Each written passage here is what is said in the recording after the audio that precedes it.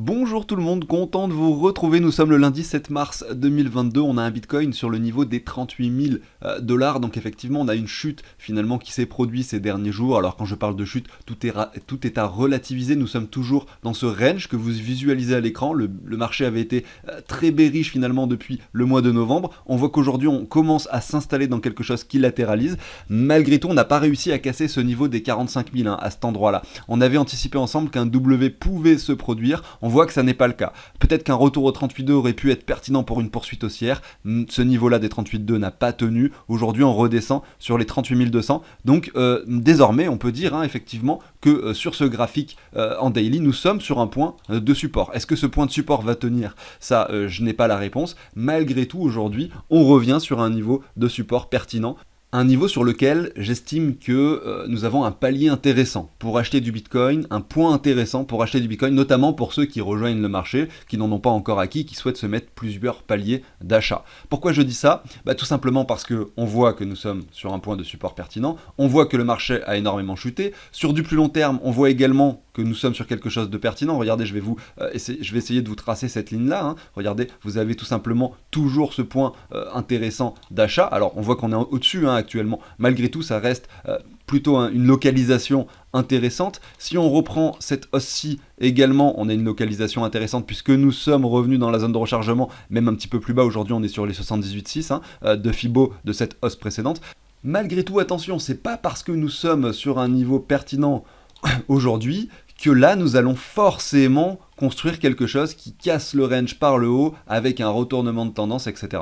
On peut très bien finalement résoudre ce range par le bas et à ce moment-là aller chercher des niveaux inférieurs. Raison pour laquelle sur cette chaîne, je prône l'investissement par palier, c'est-à-dire essayer de lisser ses achats de façon à être émotionnellement mieux dans sa tête. Parce qu'aujourd'hui, si vous achetez du Bitcoin et que finalement cette résolution haussière ne se produit pas et que vous avez encore un moins 50% sur le marché, vous risquez un petit peu de paniquer à l'égard de l'argent que vous allez consacrer au Bitcoin. Si jamais vous mettez, admettons, 10% de votre épargne totale ou même 50% parce que vous êtes un peu fou et que cet argent-là se divise, finalement cette somme d'argent divise par deux simplement dans 2 ou 3 mois, vous risquez d'être assez déçu de votre investissement, vous risquez de paniquer, de revendre au mauvais moment, alors que si vous le faites par palier, vous allez acheter ici et vous allez racheter plus bas pour lisser votre point d'achat, vous voyez, tout simplement en ayant eu cette stratégie à l'avance. Si jamais on monte directement, c'est pas grave, vous allez quand même faire des gains, même si vous n'avez pas investi tout l'argent que vous souhaitiez consacrer à cet actif. Voilà, donc ça me semble intéressant de reparler à nouveau de ceci sur la chaîne, à savoir que pour vous, de votre côté, c'est toujours bien de se faire des tableaux et de bien spécifier quelle est la somme que vous souhaitez investir, dans quel actif, effectivement, sur quel projet vous souhaitez diversifier votre argent consacré aux crypto-monnaies, par exemple, et essayer de déterminer les pourcentages d'achat pour chacune de ces crypto-monnaies, les paliers, les prix auxquels vous êtes prêt à payer. Voilà, aujourd'hui, on est sur un niveau pertinent, mais ça sera peut-être plus le cas dans un mois. Si dans un mois, le Bitcoin revient sur les 55 000, je vous dirais attention, c'est peut-être pas le meilleur moment d'investir par palier. Même si derrière on continue de monter, ça ne sera plus un bon moment parce qu'on aura eu énormément de bougies vertes d'affilée. Là on voit qu'on est sur un support pertinent. Voilà. Donc ça fait un moment que c'est le cas, ça fait un moment que je répète cela sur la chaîne, mais je trouvais important finalement de le rappeler à nouveau encore aujourd'hui dans cette introduction. Donc aujourd'hui on va aller voir bien sûr les graphiques de plusieurs choses, notamment les graphiques des bourses un peu plus traditionnelles. Le SP500 on le voit continue de descendre et on sait que le Bitcoin finalement reste un petit peu corrélé à cet actif, c'est-à-dire que lorsqu'on a une forte volatilité sur le SP500, on visualise le même phénomène et la même direction sur le Bitcoin qui finalement n'est pas une valeur refuge aujourd'hui. En revanche, on a un dollar qui est en train de surperformer en ce moment. Il y en a beaucoup, j'ai vu sur les réseaux sociaux, qui disent oui, l'euro est en train de chuter, etc. Mais en fait, c'est pas vraiment ça qui se passe. C'est pas l'euro qui chute, c'est le dollar qui augmente. Énormément de gens vont se réfugier sur le dollar aujourd'hui. Donc on va débuter avec les bourses traditionnelles, le dollar, le gold, rapidement, ça va être assez rapide, et le Bitcoin. On va regarder d'autres choses sur le Bitcoin dont je n'ai pas parlé dans l'introduction, et on va enchaîner ensuite avec du coup notre portefeuille fictif. Dans l'émission précédente, j'avais fait la partie 1, je vais faire la partie 2 cette fois-ci en étudiant Atom, Track et LRC. On a regardé sur l'émission précédente Aleph, LPT, VET et Luna qui étaient pour certains d'entre eux sur des niveaux pertinents, qui le sont probablement toujours, j'ai pas regardé les graphiques. Si vous voulez voir cette émission concernant ces 4 premiers tokens, n'hésitez pas, je vous la mets ici en haut à droite. En parallèle, je vous expliquerai rapidement comment je fonctionne avec ce ce portefeuille fictif que l'on fait ensemble depuis plus d'un an, qu'on essaye de faire fructifier en acquérant certaines crypto-monnaies sur des niveaux pertinents, des paliers intéressants en fonction de leur prix par rapport au Bitcoin et par rapport au dollar. Vous allez comprendre un peu tout ça au fur et à mesure de l'émission. Allez, je vous passe l'introduction, pensez au like, à l'abonnement, à activer la petite cloche si le contenu vous plaît bien sûr, et je vous dis à tout de suite.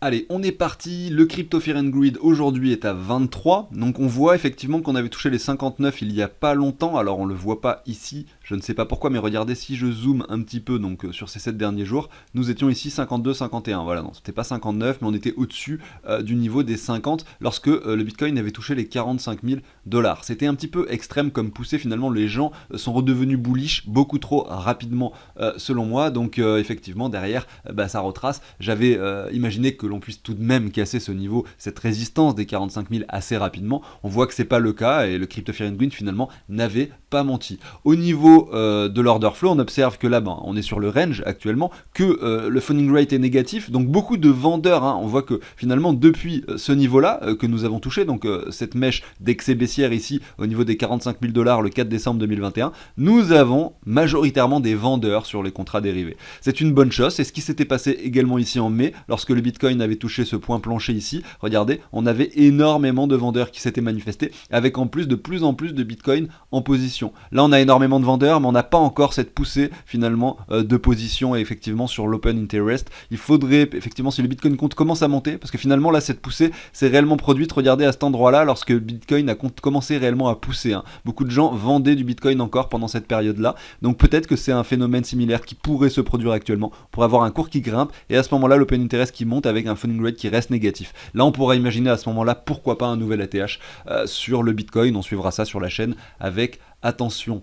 Au niveau du site Look into Bitcoin, on a observé entre le 27 et le 28 février une hausse significative du nombre de portefeuilles qui détenaient plus que 1000 bitcoins. En parallèle de ça, on a vu que au niveau de l'accumulation, on a énormément de gros portefeuilles qui continuent à acheter du bitcoin. On a vu ça sur un graphique que j'avais observé, qu'on avait regardé sur Twitter. Donc ça c'est intéressant à constater. On se dit que peut-être c'est lié à ce qui se passe avec l'Ukraine. Qui sait, c'est moi qui spécule là-dessus. On peut jamais lier les événements forcément avec une seule raison, mais je vais quand même parler de ça. Je me dis que potentiellement ça pourrait être des oligarques russes qui avaient énormément de roubles qui sont passés au bitcoin, ou du moins qui ont utilisé le bitcoin pour simplement sécuriser leur portefeuille à hauteur d'un certain pourcentage. Je ne pense pas qu'ils ont acheté 100% avec leur portefeuille, 100% de leur argent en Bitcoin. Simplement pour vous dire que peut-être ils ont sécurisé leur argent avec le rouble qui chute énormément, qui aujourd'hui continue de chuter puisque 138 roubles valent 1 $, alors que 80 roubles valaient 1 $ il y a encore 2 semaines. Effectivement, le rouble a énormément chuté, ça a peut-être entraîné cette démarche d'acquérir du Bitcoin.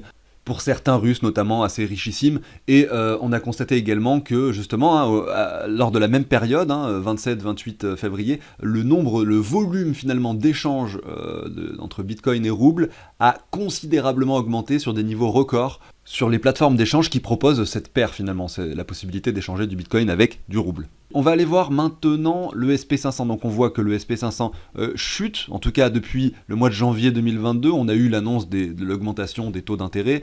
En janvier on n'avait pas forcément la guerre en Ukraine qui était déclarée, on savait qu'il y avait peut-être quelque chose qui pouvait se passer, mais peu de monde avait imaginé que ça allait réellement se produire. Donc c'est pas pour ça que le SP500 et que les bourses traditionnelles ont chuté en janvier, c'est clairement parce que la Fed a annoncé l'augmentation des taux d'intérêt. Et ils ont également annoncé le fait qu'ils allaient revendre les actifs qu'ils avaient achetés finalement ces dernières années, depuis 2020. La Fed imprime de l'argent pour acheter finalement, alors quand je dis la Fed, en fait le fonctionnement est bien plus compliqué que ce que je l'explique, j'essaye simplement de le faire pour que ce soit facilement compréhensible. Il y a de l'argent qui est imprimé, ça va permettre pour eux d'acheter des actifs, que ce soit des obligations, des actions, etc. Ils vont acheter ça à qui ? Probablement à des banques, à des personnes et des institutionnels, etc., à des personnes qui vont faire en sorte que cet argent circule, que cet argent tourne dans l'économie réelle du coup, voilà. C'est comme ça finalement que ça se passe, et c'est pour ça que l'inflation met du temps à venir, vous voyez. Lorsque finalement ils décident d'imprimer de l'argent pour acheter des actions, ça va pas être instantanément répercuté finalement dans l'économie réelle, mais ça va se faire avec le temps. Donc c'est plus linéaire et c'est plus facile à contrôler, c'est pour ça qu'ils procèdent de cette façon. Le fait d'envoyer de l'argent directement à la population, ils ont fait ça 2 fois je crois au cours de ces 2 dernières années, et c'est beaucoup plus, comment dire, compliqué, parce qu'à ce moment-là ils vont intégrer directement cet argent dans l'économie réelle, de façon instantanée, l'inflation est créée et l'inflation est réelle. Alors qu'en le faisant de cette façon, l'inflation se fait plus progressivement, voilà. C'est ça qu'il faut comprendre, et là le but c'est également progressivement de réduire cette inflation, tout simplement en faisant l'inverse, en revendant les actifs qu'ils avaient préalablement acquis, et également en augmentant les taux d'intérêt. Maintenant qu'on a compris un peu ce phénomène et le fait qu'on ait eu cette augmentation linéaire sur le SP500, on voit qu'aujourd'hui on retrace, on a un plus bas qui est plus bas maintenant que le précédent, on vient établir une ligne de tendance que l'on aimerait bien casser, en tout cas pour pouvoir observer une latéralisation sur ce graphique et imaginez pourquoi pas un retournement de tendance qui pourrait nous ramener sur les plus hauts. C'est quelque chose qui peut arriver, on peut également imaginer revenir dans la zone de rechargement de short. Là je pense que là ça c'est une anticipation du marché du fait que les taux d'intérêt augmentent, et la baisse a été un peu rapide, un peu trop forte. Peut-être qu'il faut effectivement que ça se reprenne, on pourrait revenir entre les 4500 et les 4600 points sur le SP500, ça pourrait être assez bénéfique sur le cours des cryptos, en tout cas c'est ce que l'on verra. Malgré tout il faut être patient, là on a toujours un nouveau plus bas, si demain le SP500 vient à nouveau chercher une mèche d'excès par ici, ça sera pas bon pour le Bitcoin et les crypto-monnaies de façon générale, il faut en rester conscient. Ce qui est intéressant de voir, c'est qu'on a un gold donc, qui lui surperforme aujourd'hui, regardez, on vient carrément chercher, là on a, je vais essayer de repasser en weekly, j'avais mis ce Fibo, vous voyez on a finalement l'or qui avait pas mal chuté ici entre le mois d'août 2020 et le mois d'avril 2021, à l'inverse on avait les actions qui avaient fait que grimper, aujourd'hui on se stabilise sur ce niveau là, et là hop il y a cette poussée avec aujourd'hui c'est l'or qui joue bien son rôle, on le sait, de réserve de valeur, puisque aujourd'hui on a les marchés plus traditionnels, plus classiques comme le SP500, le CAC 40, tout ça, qui chutent, et en parallèle on a l'or qui augmente, on a également le dollar qui augmente, l'indice du dollar qui augmente, regardez, ce que je disais tout à l'heure, l'euro a énormément perdu de valeur par rapport au dollar, ça se constate ici, vous avez l'indice du dollar qui représente finalement son prix par rapport à toutes les autres monnaies fiduciaires, donc c'est pas que par rapport à l'euro qu'il augmente, c'est par rapport à toutes les autres monnaies fiduciaires, c'est les gens qui vont se réfugier dans le dollar comme certains le font avec l'or. Vous avez également le gasoil, alors bon voilà, le gasoil qui prend énormément de valeur. Pourquoi ? Parce qu'il y a cette crainte également avec cette guerre du fait que le pétrole soit de moins en moins accessible, qu'il y ait peut-être moins de commerce international entre la Russie et les pays communistes et également l'Europe et les États-Unis. Cette crainte fait que on a le prix du pétrole qui augmente, et également bien sûr parce qu'on s'en sert de valeur refuge au même titre que l'or ou que le dollar actuellement. Je pense pas que ce soit une très bonne idée de se servir du dollar comme valeur refuge, parce qu'on est sur une monnaie fiduciaire qui n'est backée par rien du tout. Avant, le dollar était indexé sur l'or, aujourd'hui ce n'est plus le cas. Là on voit sur ce graphique effectivement qu'il est plutôt stable, en tout cas qu'il n'est pas sur un niveau bas, mais c'est simplement parce que là il est comparé aux autres monnaies fiduciaires qui elles aussi subissent une inflation. Donc forcément vous voyez, il faudrait finalement regarder l'inflation et voir la valeur du dollar réel. Par exemple, qu'est-ce qu'on pouvait acheter avec du dollar il y a 60 ans, qu'est-ce qu'on peut aujourd'hui acheter avec la même quantité de dollars? Et bien forcément quelque chose de beaucoup plus petit. Dans les années 60, vous pouviez acheter une maison pour 10 000 $. Aujourd'hui, une maison, ça va vous coûter 200 000. Donc l'inflation, elle est réelle, elle est là, elle n'est pas visible sur ce graphique que vous avez à l'écran. Donc c'est peut-être pas la meilleure valeur refuge du monde, malgré tout, ça reste la monnaie numéro 1 dans le monde. Et donc qu'est-ce qui se passe? Même moi, quand je veux vendre des crypto-actifs, je passe par le dollar, généralement par finalement des stablecoins indexés sur le dollar. Et je favorise cela parce qu'il y aura beaucoup plus de volume par rapport au dollar que si je devais acheter un stablecoin indexé sur l'euro ou sur l'or. Voilà, donc de façon naturelle, on se dirige vers le dollar, et c'est pareil finalement pour les actions ou pour les marchés plus traditionnels, les gens auront tendance à aller chercher le dollar plutôt que d'autres monnaies de façon générale, d'où l'explosion de son cours et le fait qu'on peut le considérer réellement comme une valeur refuge aujourd'hui. En tout cas, c'est comme ça qu'il se comporte. Allez, on va entamer maintenant la seconde partie de cette émission, notamment avec l'analyse de Atom, Track et LRC. On le voit sur ce portefeuille fictif que l'on a créé ensemble il y a 1 an et demi. On est sur un investissement de départ de 10 000 €. On est entré dans le marché sur un moment opportun. On a pu acquérir de l'Ether, du Ripple et ce genre de crypto-monnaies. Certaines qui sont en rouge ici n'ont pas performé, d'autres en verte ici ont énormément performé. Donc ce portefeuille se porte aujourd'hui bien parce que nous avons pensé à le diversifier et que nous avions intégré plusieurs crypto-monnaies. Si j'avais mis seulement l'Ether, évidemment, on aurait gagné forcément plus, parce qu'à l'époque il valait 500 $. Si j'avais acheté seulement du Monero ou du L'Ocean, j'aurais effectivement eu un portefeuille dans le négatif ou avec un gain très faible. Aujourd'hui, le portefeuille vaut 21 000 € avec un investissement de départ de 10 000, donc 11 800 de gains. On a ajouté toutes ces crypto-monnaies au portefeuille, à hauteur, regardez, de pourcentage assez faible, puisque ce sont des crypto-monnaies sur lesquelles je pense qu'on peut avoir de très belles performances, donc autant essayer d'en avoir plusieurs. Si une seule d'entre elles performe, je serai déjà très content pour ce portefeuille fictif.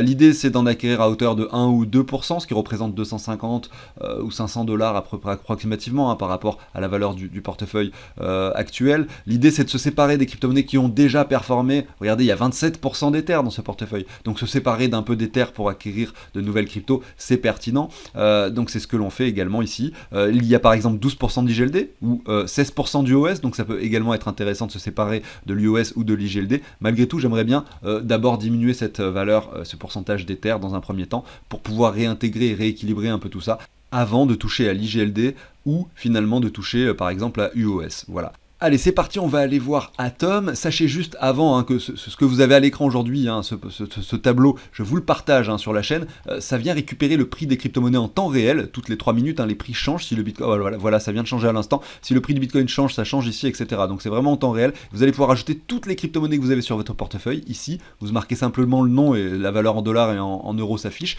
Vous allez pouvoir ajouter toutes les quantités que vous avez de chacune de vos crypto-monnaies sur vos plateformes, et derrière, vous allez avoir toutes ces données. Vous avez également la possibilité d'ajouter ce que vous avez investi à la base en euros, et également de calculer les plus-values associées au revente de vos cryptoactifs pour pouvoir faire vos déclarations d'impôts. Donc c'est assez complet, c'est assez intéressant parce que tout est récupéré en temps réel, vous avez toutes les données instantanément. Si vous souhaitez en savoir plus sur cet outil d'investissement, n'hésitez pas à aller sous la vidéo du jour, vous avez 2 liens. Le premier qui vous amène vers, donc pour aller dans la description, vous cliquez sur le plus ou sur le titre. Vous avez un premier lien qui vous amène sur une vidéo YouTube où j'explique beaucoup mieux le tableau qu'aujourd'hui, et un second lien qui vous amène sur le site de CryptoOrganize pour effectuer une donation si vous souhaitez obtenir cet outil d'investissement.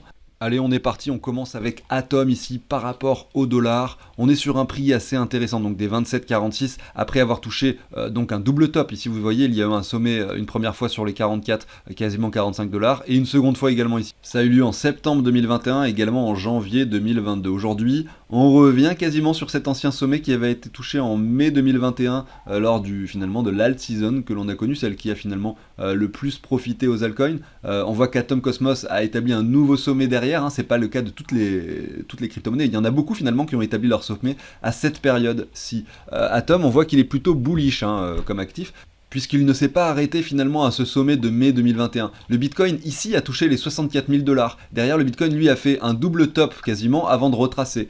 Tous les actifs qui en revanche, eux, ont fait de nouveaux sommets par rapport à ce point de mai 2021, ça veut dire que ce sont des actifs qui ont surperformé par rapport au Bitcoin par la suite, puisque on le sait, le Bitcoin n'a pas fait de nouveaux sommets, enfin si, mais quasiment pareil, 64 et 67 000 dollars, alors que là ici on est passé quand même de 28 à 45 sur Atom Cosmos. Donc ça c'est intéressant. On a finalement cette ligne qu'on peut se mettre comme ceci, qui représente l'ancien sommet. On voit que ça a été percé par le bas assez rapidement, on vient chercher un double top, on retourne chercher un niveau plus bas. Donc aujourd'hui c'est intéressant, mais malgré tout on pourrait s'attendre à un retracement plus important sur Atom Cosmos, notamment dans un premier temps en cherchant cette ligne de tendance-ci, vous voyez, que l'on pourrait rejoindre vers ce niveau-ci, aux alentours des 20 dollars. Donc ça représente également ce point bas. Donc Atom Cosmos au niveau des 20 dollars resterait un point très pertinent pour déclencher un achat, d'autant plus que le cours a pas mal travaillé pendant cette période, et quand le cours travaille, on sait que ça crée finalement un point de résistance ou de support important. Là, en l'occurrence, c'est un point de support, puisque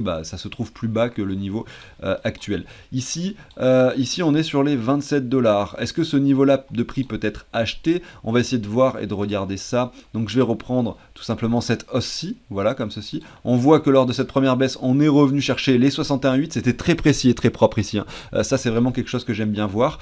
Voilà, donc j'ai épuré le graphique, je vous remets le Fibo, voilà, vous voyez c'est vraiment pile poil, au niveau de la clôture, si je me mets en droite, on voit qu'on s'est arrêté de façon très précise sur les 22,15$ ici, le 13 décembre, donc c'est pour ça qu'on aime bien se mettre des paliers sur les 61,8 en général, ou les 78,6, ça reste des points généralement pertinents au niveau des supports résistance. Là ça représentait ce niveau-là, également où le cours avait travaillé, comme je le disais tout à l'heure. Derrière on monte à nouveau, on peut également positionner un Fibonacci comme ceci, vous voyez, aujourd'hui on est dans la zone de rechargement de cette dernière hausse qu'on a vue sur le graphique. Donc aujourd'hui, oui, on peut dire que c'est un niveau pertinent pour acheter de l'Atom Cosmos. Malgré tout, attention, on reste assez haut et on pourrait sans problème imaginer un retour un petit peu plus bas, notamment par ici, si on reprend, voilà, je remets le Fibo, excusez-moi, ça fait plusieurs fois que je le fais, donc un niveau un petit peu plus bas dans cette zone de rechargement réellement, hein. Vous voyez, entre les 23$ et les 17$ pour Atom Cosmos. Malgré tout, on est bien sûr pas du tout sûr que ce phénomène et que ce scénario se produise avec ce retour sur ces niveaux de prix, raison pour laquelle, sur le portefeuille fictif, on a déjà acquis de l'Atom à hauteur de 1% du portefeuille.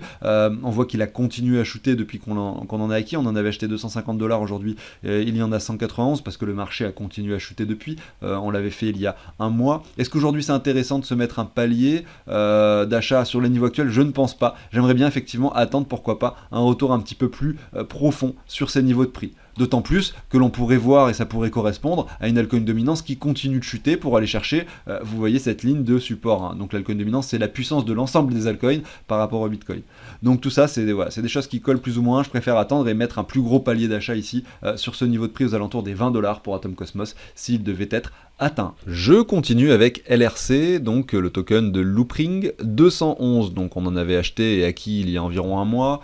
Si on regarde le graphique, on voit que c'était pas forcément le meilleur moment. On va reprendre un peu toute cette hausse, hein, qui avait lieu assez récemment, donc c'était au mois d'octobre 2021. Je me rappelle, hein, effectivement, moi j'en avais acquis, j'en avais parlé de nombreuses fois sur la chaîne pendant toute cette période, et là j'étais très content de voir ça, et on avait touché des niveaux vraiment élevés, et il fallait rester très très prudent là-dessus, hein, notamment si on avait pris, regardez, un Fibo de prolongation comme ceci, et qu'on se le mettait, voilà, ici, on observait qu'on avait touché les 361,8, et déjà, même avant de toucher donc ce niveau des 361,8, on avait ce niveau de prix aux alentours des 2,19$ qui était très important, également les 1,44$, notamment lorsqu'on l'avait eu aux alentours des 25 ou 40 centimes. Déjà les 1,44$, c'est un niveau pertinent pour commencer à se prendre des profits, hein. Même si derrière il y a ça qui se passe, on peut pas le savoir que ce phénomène va se produire, il vaut mieux rester prudent et prendre plusieurs niveaux de revente sur des paliers. Voilà. Il se trouve que sur le portefeuille fictif, on n'en avait pas acquis avant cette hausse, donc il n'en a pas profité. Malgré tout, pendant cette baisse, effectivement, j'avais commencé à envisager des achats. Donc c'était il y a un mois, je ne sais pas exactement où était le cours, il faudrait que je retrouve l'émission, mais vous voyez, on était probablement revenu sur vers le niveau des 61,8, c'était par ici qu'on avait déclenché l'achat. C'était trop tôt, effectivement, mais raison pour laquelle on met des paliers, hein, parce qu'aujourd'hui on va pouvoir potentiellement en acquérir de nouveaux, notamment parce qu'ici, regardez, on est venu chercher cet ancien sommet à cet endroit-là. On va enlever, hein, ces lignes, on va se remettre en bougie, on voit qu'on est venu chercher cet ancien sommet, ça c'est pertinent, on a cassé cette zone de rechargement. Par rapport au dollar, on aime souvent, hein, revenir sur les 85,4. Donc vous voyez, on l'a touché, hein, sur cette mèche, les 84 aux alentours des 62-63 centimes pour Loopring. Aujourd'hui, on est à 69. Je vais déclencher un achat pour ce portefeuille fictif parce que c'est pertinent. Malgré tout, attention, on n'a aucun signe de reprise. On vient effectuer un nouveau plus bas. La latéralisation est peut-être seulement en train de débuter, on n'en sait rien. Donc un premier palier d'achat sur les 61,8, c'est bien. Les 78,6, bon j'ai manqué le coche sur le portefeuille fictif. On est plus bas, donc pourquoi pas mettre un second palier aujourd'hui. Les 85,4 sont pas loin, donc ce second palier est pertinent. Attention, malgré tout, il faut se garder des paliers pour attendre soit une construction, une confirmation de W, soit pourquoi pas encore un retour un petit peu plus bas sur Loopring, que l'on n'espère pas bien sûr, mais après une chute telle que l'on vient de le voir ici sur ce graphique, il serait pertinent d'imaginer qu'enfin une latéralisation pourrait commencer à se produire. Si on regarde le Loopring par rapport au Bitcoin cette fois-ci, on voit effectivement que également on est en pleine chute et qu'il n'y a pas de reprise encore possible. On est sur les 78,6, on a effectivement les 85,4 un peu plus bas, on est sur un scénario similaire. On a réellement un gros retracement ici qui par rapport au sommet établit moins 70. Mais en même temps, vous le voyez, hein, sur 3 semaines, le token avait pris tellement en valeur qu'il est assez logique de voir un phénomène de retracement se produire avec un pump and dump rapide. Une sorte d'exagération spéculative avait lieu ici, et il faut bien sûr en être conscient. On n'est pas sur une prise de valeur réelle, on est sur une spéculation excessive et une prise de valeur finalement qui ne représente pas réellement l'utilité et la valeur intrinsèque du token. Aujourd'hui, on revient sur des prix acceptables, raison pour laquelle je vous en parle. Et on va procéder à notre achat sur le portefeuille fictif. On va acheter donc du Loopring avec de l'Ether, tout simplement à hauteur de 250$. Alors comment je procède? Effectivement, vous, si vous avez cet outil d'investissement et que vous faites l'achat, vous allez simplement le faire sur votre plateforme d'échange préférée et vous allez modifier les soldes. Vous allez ici, sur l'endroit où vous entrez toutes les quantités de crypto que vous avez, vous allez dire, voilà, j'ai vendu, par exemple, j'ai acheté du Loopring avec de l'USDT, vous allez supprimer 250 ici, vous allez voir votre nouveau solde sur Binance par exemple, et rajouter la quantité de Loopring que vous avez acquis, vous allez l'ajouter l'ajouter à celle que vous aviez déjà, ou si vous en aviez pas, tout simplement la mettre. Donc c'est comme ça que ça se passe en fait, hein. Moi ce que je fais, c'est que je simule cet achat. Voilà, donc j'ai fait ma simulation, mes calculs, je sais que je dois rajouter 358 LRC, il y a le signe euro là, j'ai pas réussi à l'enlever mais on s'en fout, c'était pour mon calcul, donc 358 loopring, ça représente bien 250 $, hein. Voilà, donc je rajoute mes 358,45 à mes 211 qu'on avait déjà sur le portefeuille fictif, et je vais supprimer l'Ether, parce que je simule un achat de loopring avec de l'Ether, et donc 250 $ d'Ether, ça correspond à 0,09863, donc je vais enlever à ma quantité d'Ether ici, 0,09863. J'ai modifié mes soldes suite à cette transaction fictive, je retourne sur le tableau de bord, nous avons bien 1% d'Ether en moins, et nous avavons bien 1% de LRC en plus. Voilà, c'est comme ça que je procède à ces achats fictifs. On va maintenant aller voir le track. Qu'est-ce qui se passe sur ce token? Alors, track par rapport au dollar. On y est, donc le token également n'a pas performé spécialement lors de la première phase de hausse des altcoins, mais plutôt ici, au mois de novembre 2021. Donc il a vraiment performé lors de cette deuxième phase de poussée. Et donc de la même façon, on peut estimer que c'est une crypto-monnaie qui a été très très bullish, puisque elle a quand même pris par rapport à son prix ici du mois d'août 2021. Elle valait en novembre 2021, donc 10 fois plus approximativement, même 12 fois plus, plutôt, excusez-moi. Et aujourd'hui, on retrace de façon assez énorme. On revient chercher les 90 de Fibo, même plus bas. Donc au niveau du Fibo, on peut dire que la localisation est plus que pertinente, hein, on revient quasiment à 100%. Au niveau de cette trendline également, on est sur une ligne de support très pertinente. Moi, c'est un projet également que j'aime beaucoup, que j'avais présenté sur la chaîne. Là, on voit qu'il y a eu un petit excès baissier, on va se mettre en ligne. Voilà. Donc j'ai essayé de me positionner sur le plus de clôture possible ici. Alors, je l'ai pas forcément bien mis ici, on va essayer de voir, hein, clairement, de le faire proprement. Voilà, je me suis positionné sur le plus de clôtures possible. On a une, deux, une troisième clôture à cet endroit-là. Et aujourd'hui, on n'est pas dessus, mais presque. Donc voilà, peut-être qu'un palier d'achat sur le niveau actuel est pertinent. On peut revenir au 41, 42, voilà. Si on casse par contre les 40 centimes, là, ça va sentir un peu plus mauvais. Quoique, regardez, on avait cet excès baissier qu'on pourrait rejoindre également et refaire de la même façon comme ceci, avant de réintégrer cette zone. Donc, de la même façon, on n'a aucun signal bullish sur cet actif aujourd'hui. On fait des plus bas de plus en plus bas. On n'a pas de latéralisation. On a une tendance baissière très très forte qu'on n'a même pas encore cassée par le haut, c'est donc très risqué d'aller mettre une grosse somme d'argent. En revanche, mettre une petite somme pour diversifier tout simplement et spéculer sur le fait que ce retournement pourrait se produire, là on est sur quelque chose de plus pertinent. Nous, sur le portefeuille fictif, on en a déjà 3%, on en avait acquis plus que les autres cryptos ici que vous avez à l'écran, donc je ne vais pas procéder à l'achat, mais vous savez, c'est peu importe, hein, on est sur un portefeuille fictif ici, on essaye de le faire fructifier ensemble. Malgré tout, j'aime bien vous présenter des choses intéressantes, des graphiques intéressants, c'est le cas pour le track, nous sommes sur un niveau pertinent, c'est intéressant de le constater, de le dire. Malgré tout, attention, pas encore de retournement, pas de latéralisation. Regardez là, on avait quelque chose d'intéressant finalement si je zoome, regardez sur cette partie du graphique, vous voyez que là, il y avait quelque chose d'intéressant. On trouve un plus bas, on latéralise. Là derrière, on fait un plus bas sur les clôtures légèrement inférieures, on revient chercher un niveau supérieur, et là on dessine un W confirmé, etc. Là on avait vraiment des choses intéressantes, hein, qui s'étaient dessinées. Là pour l'instant, vous voyez que c'est encore beaucoup trop tôt, peut-être que ça va se faire, mais ça peut prendre du temps. Voilà, il faut rester conscient, et c'est ça qu'on observe et qu'on cherche à visualiser également sur nos graphiques, et c'est ce qu'on va faire au quotidien. Donc pensez à vous abonner, à liker si le contenu vous plaît. Moi j'arrive déjà sur la fin de l'émission, je vous souhaite une excellente journée, je vous dis à très bientôt, demain en fait, hein, sur la chaîne. Salut tout le monde!